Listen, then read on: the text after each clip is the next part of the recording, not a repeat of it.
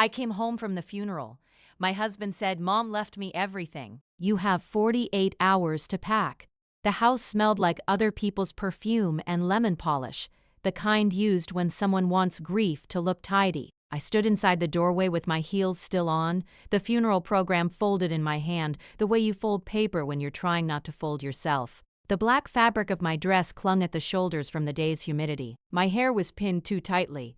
I could feel each bobby pin like a small, sharp thought. The foyer light was on. That was the first thing that felt wrong. My husband Grant never turned it on unless we had guests. Grant liked lighting for effect, not function. From the living room came the low, easy sound of laughter. Not mine. Not ours.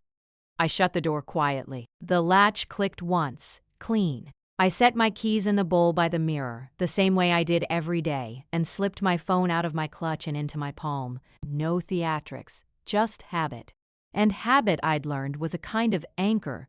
Grant appeared in the doorway like he'd been waiting for a cue. He was in a crisp white button-down, sleeves rolled just enough to suggest he'd done something productive.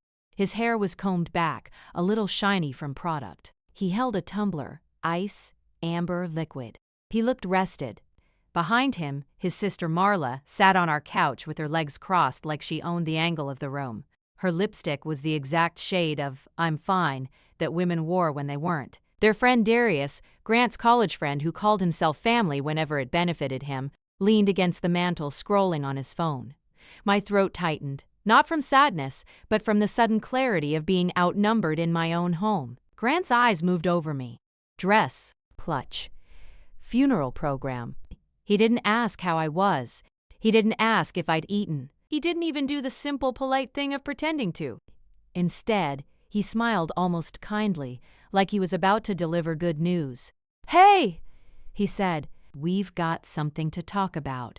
I nodded once and walked toward the kitchen because I needed water, and because the kitchen had a counter I could put a hand on, something solid. The tile was cool under my feet. I listened to the quiet echo of my steps and made sure my shoulders stayed level. On the fridge was a sympathy card, crooked. Someone had taped it there with a strip of masking tape. I recognized Marla's handwriting on the envelope. It wasn't addressed to me. It was addressed to Grant. My mother-in-law's funeral had been this morning. The service was at 10:30 at St. Agnes. The pastor mispronounced her middle name. Grant corrected him loudly, with a smile, as if the correction was for the audience and not for the woman in the casket. At the graveside, Marla had taken photos. She'd stepped into different angles, adjusting her face like a model adjusting light. When a cousin asked her to stop, she laughed and said, "Oh my God, it's not like she can see." I hadn't said anything then either. I'd held my umbrella over Aunt Joy's shaking hands and waited for the moment to be over. Now, in my kitchen, I poured myself water from the filter and drank it slowly. Grant followed me. He didn't sit. He leaned on the doorway, blocking part of it, like he was already establishing that he could. "Mom left me everything," he said. The words landed with the heaviness of paperwork, not grief. The way he said everything wasn't about memories, it was about numbers. I kept my face neutral, okay?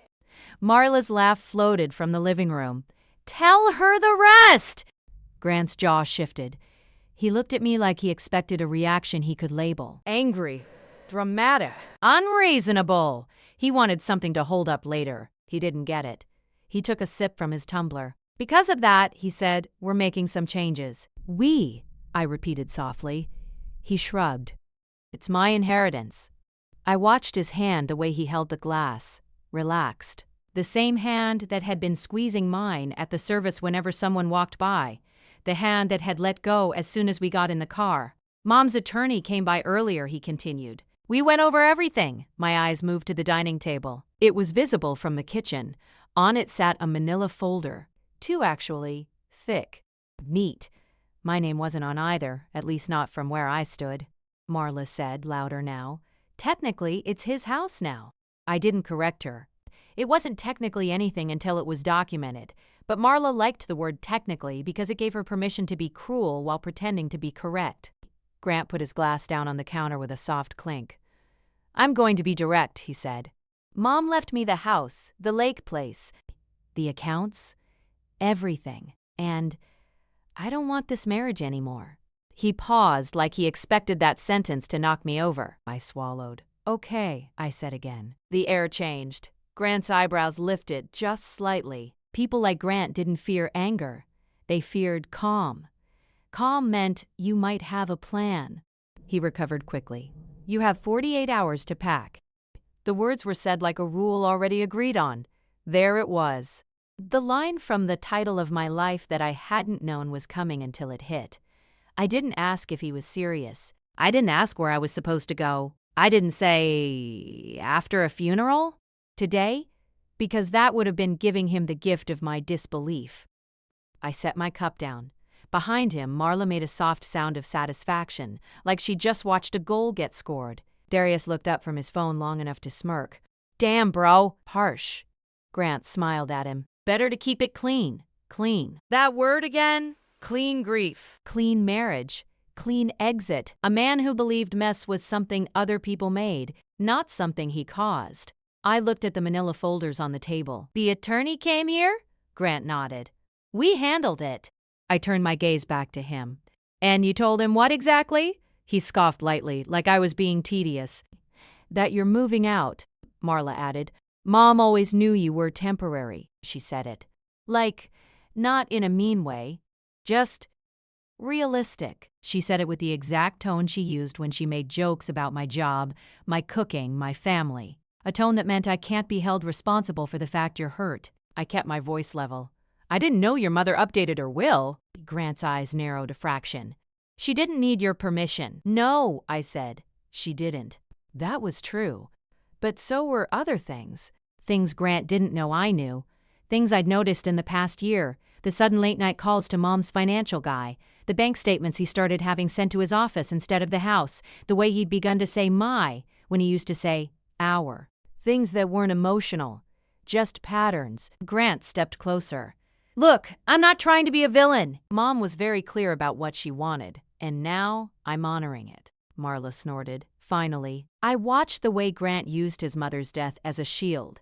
If I argued, it wouldn't be about property. It would become about respecting a dead woman's wishes. He'd chosen the one argument that made me look cruel if I fought back. It was almost elegant, in a selfish way.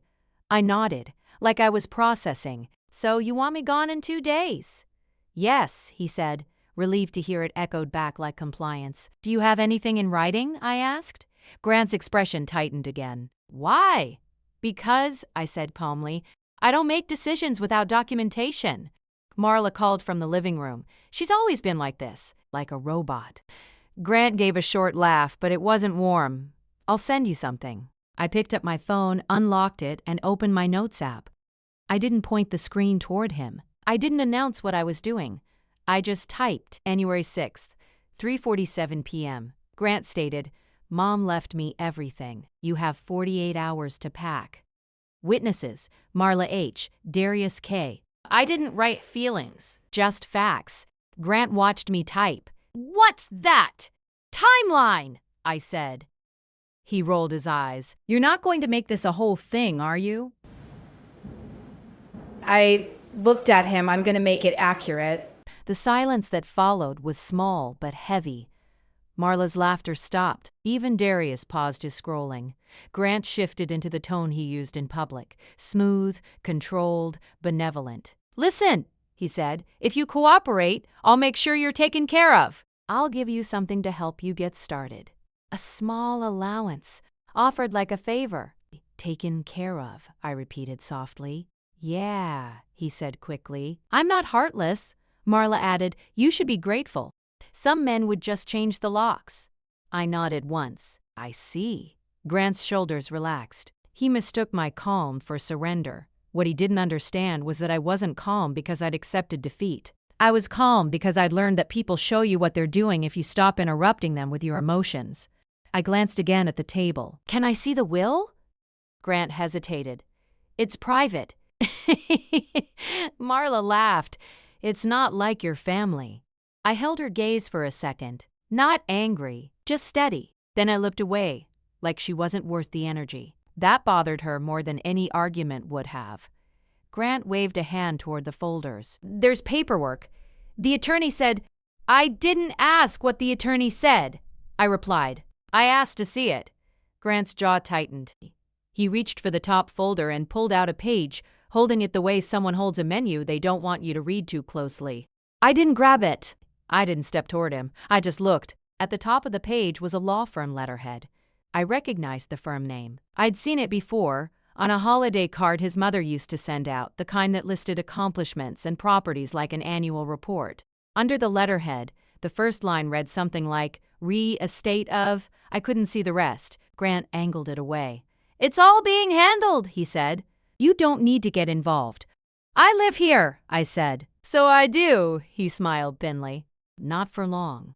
A normal person might have snapped then, might have reminded him about the mortgage payments I'd made when he'd been between jobs, the repairs I'd arranged, the insurance claims I'd filed, the way his mother had smiled at me in private, telling me I was the only one who kept the family functioning. But I didn't reach for those arguments, because arguments were the game he wanted. Instead, I asked, where is she buried? Grant blinked. What? My mother-in-law, I said. Which plot number? Marla frowned. Why? Because, I replied, I'm going back tomorrow to bring flowers. I'd like to know where to put them. Grant stared at me like he couldn't decide if I was trying to guilt him or if I was genuinely doing what I said. That confusion was useful, he answered anyway. Section D. Row 8. Plot 14. I typed it into my notes without looking at him. The kitchen clock ticked. 3:52 p.m.? Grant picked up his glass again like he needed something to do with his hands. So we're clear? He asked. I nodded. We're clear on what you said. Marla stood smoothing her skirt. Good. Because I told Mom you wouldn't make this hard.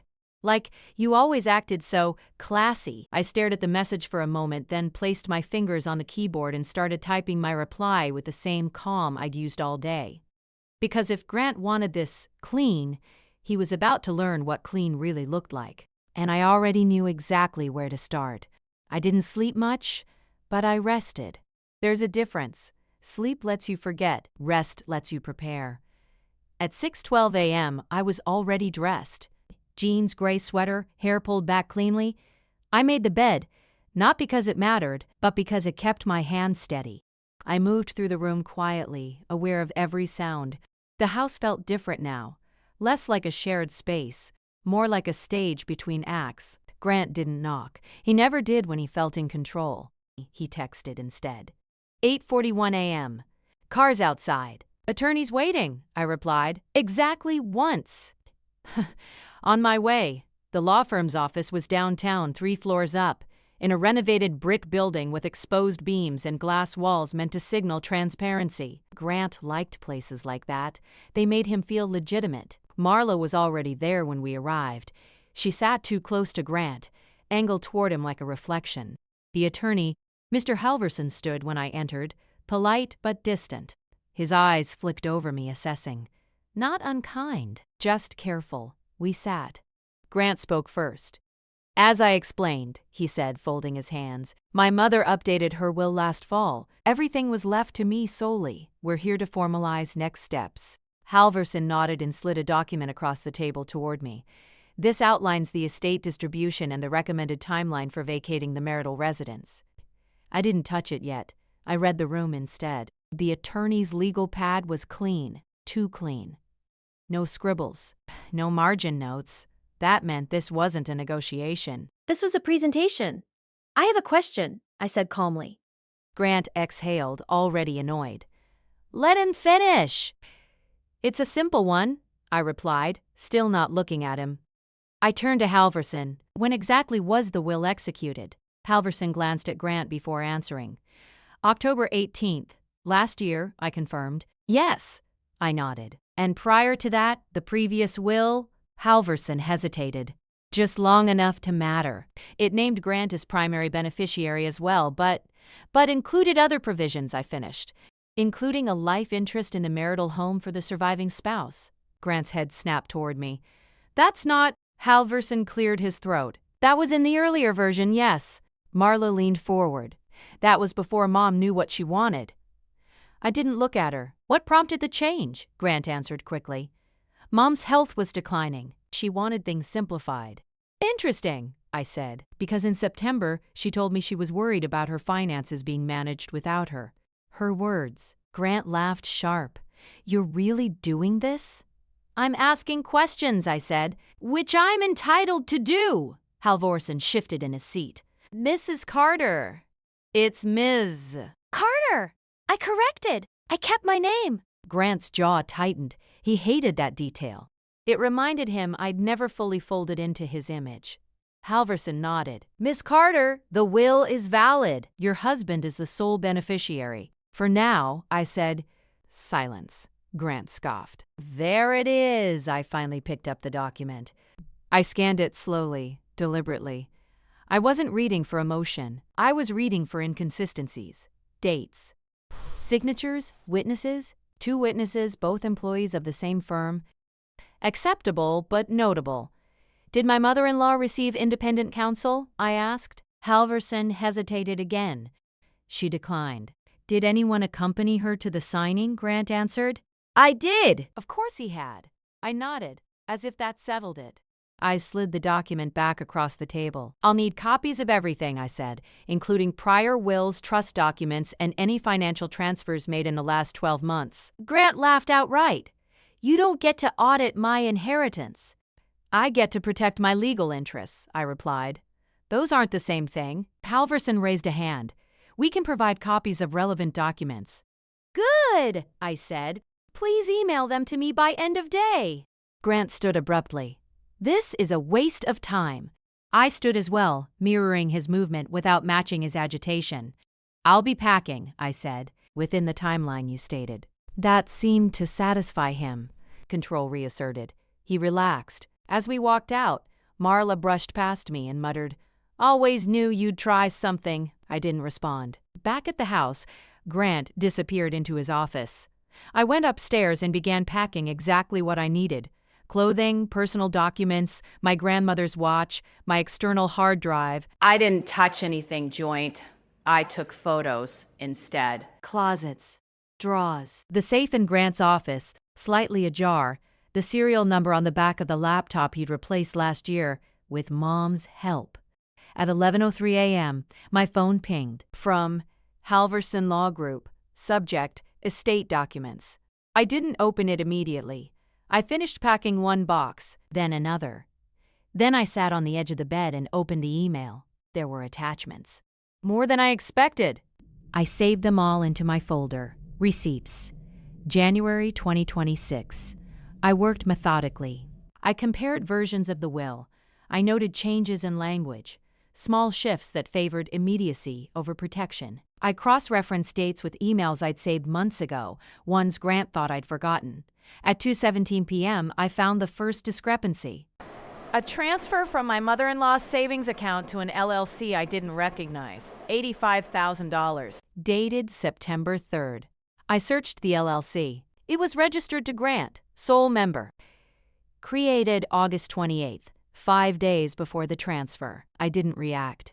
I documented. At 3:42 p.m., I found another. $40,000. October 2nd. Then another. Smaller. Regular. Like a drip. By dinner, I had a spreadsheet. Grant knocked on the bedroom door around 6:30. You eating? No, I said through the door. He paused. Don't forget, you've got until tomorrow night. I remember, I replied. He lingered, then walked away. I waited until I heard the garage door close before opening my laptop again. I called the bank, not to accuse, to confirm. Yes, the representative said. Those transfers were authorized. By whom? I asked. Power of attorney holder. My hand stilled. When was that established? August 25th, 3 days before the LLC. I thanked her and hung up. I didn't cry. I felt something colder settle instead. By clarity. At 9:14 p.m., my phone buzzed again. A text from Marla. You should just go quietly. Mom hated conflict. I took a screenshot and saved it. At 10:02 p.m., another email arrived. This one wasn't from Halvorsen. It was from an address I didn't recognize, forwarded automatically from my mother-in-law's old account, one Grant had never realized I still had access to. The subject line read, Concern about account activity. My breath slowed as I opened it. The email was addressed to a financial advisor, sent by my mother-in-law, dated September 1st. I don't remember approving these transfers. Grant says it's temporary. Please confirm. There was a reply. Grant has assured us everything is in order. No confirmation. No signature. Just assurance. I stared at the screen for a long moment. This wasn't just inheritance. This was misuse. Quiet, casual, confident, and it was documented. I closed the laptop gently. Downstairs, laughter echoed again. Grant had friends over. Celebrating, maybe, or just enjoying the feeling of having won. I lay down on the bed fully dressed and stared at the ceiling. Tomorrow, I would leave the house. But I wasn't leaving the story. And now finally I had the one receipt that changed everything. I moved out at exactly 8:58 p.m., not a minute earlier. Grant stood in the driveway with his arms crossed, watching as I loaded the last box into the back of my car. He didn't offer to help. He didn't say goodbye. He looked like a man supervising the conclusion of a project. "Keys," he said. I handed them to him without comment. I'd already photographed them on the counter that morning, next to that day's newspaper. Proof of timing. Proof of compliance. He smiled, satisfied. See? Clean. I nodded. Very. I drove away and didn't look back. I stayed at a short-term rental across town. 1-bedroom, neutral furniture. The kind of place meant to disappear behind you. The first night, I slept for 4 hours. The second, 6. By the third morning, my body had caught up with what my mind had already accepted. At 9:07 a.m., I made my first call. Not to a divorce attorney. Not yet. I called the county probate office. I have a question about an estate filing, I said. I believe there may be irregularities. They gave me a number. I wrote it down. I didn't explain anything else. At 10:42 a.m., I emailed Halverson. Please confirm whether your firm was aware of the power of attorney executed on August 25th and the associated transfers to Carter Holdings, LLC. I didn't accuse, I asked. His reply came at 12:11 p.m. We were not involved in the POA.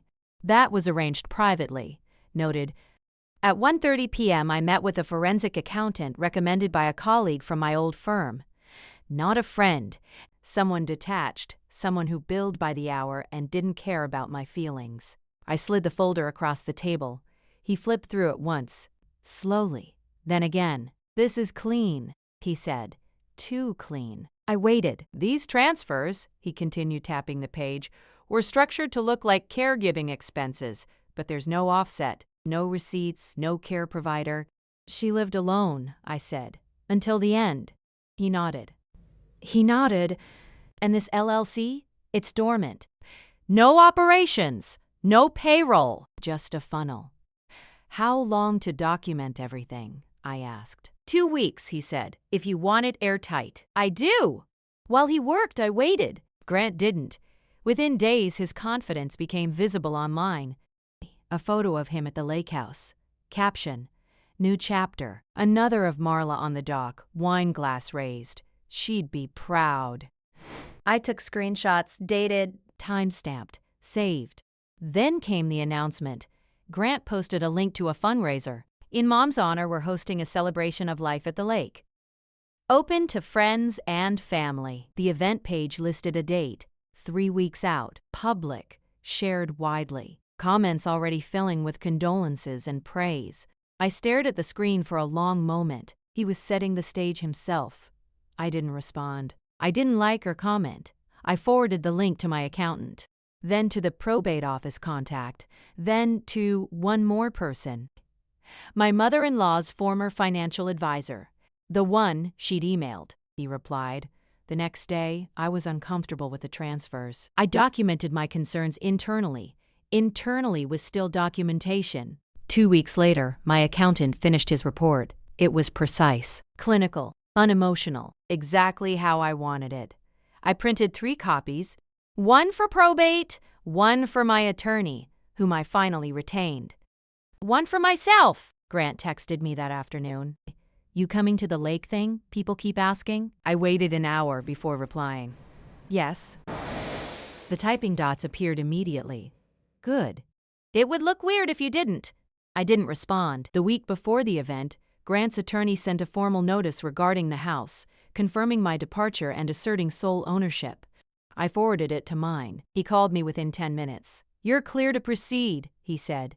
Just don't editorialize. I won't, I replied.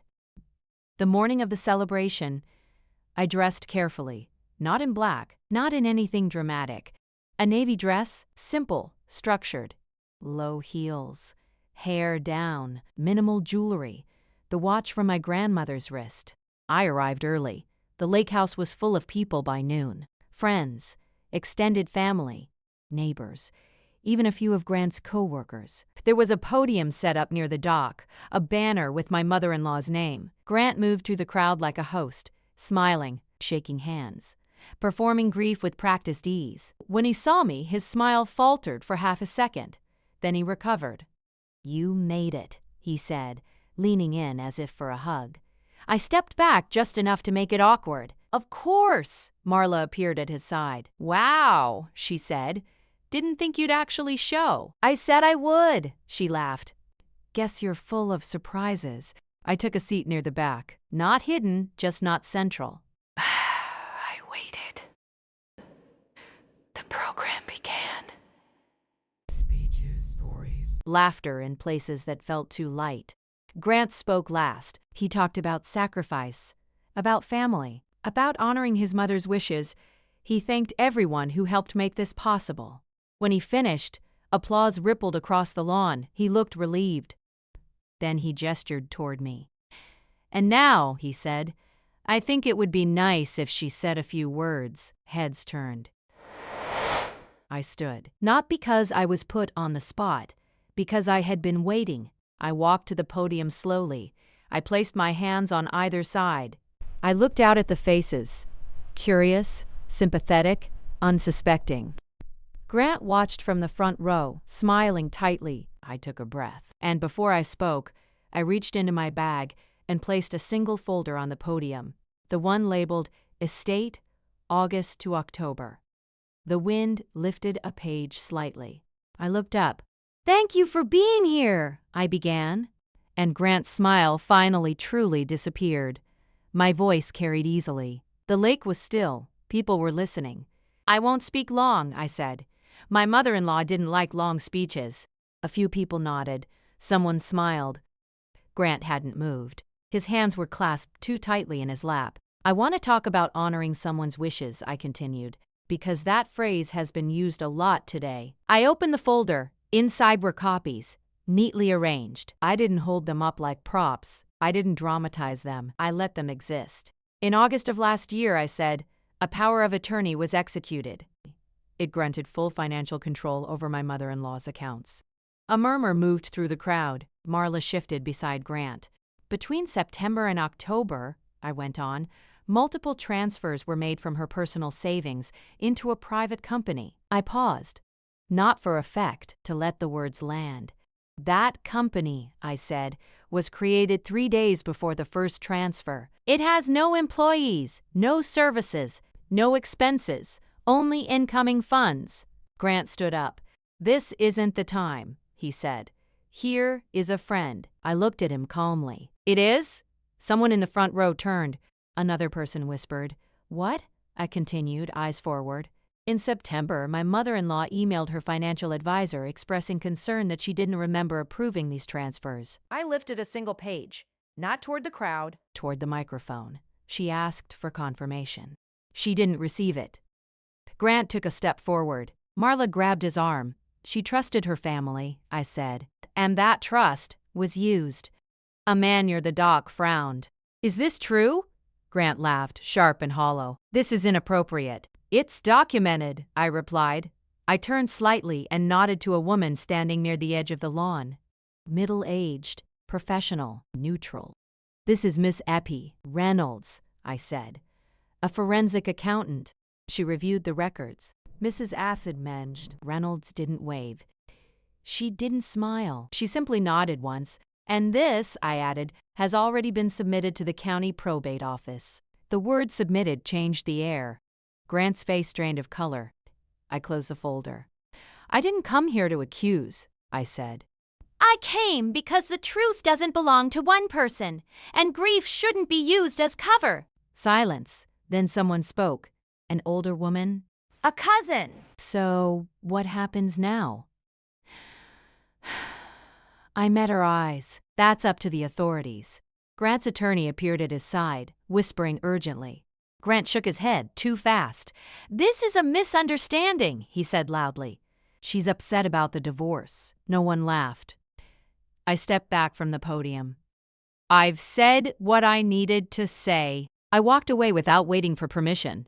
Behind me, voices rose. Questions. Confusion. Phones came out. Someone argued. Someone cried. I didn't turn around.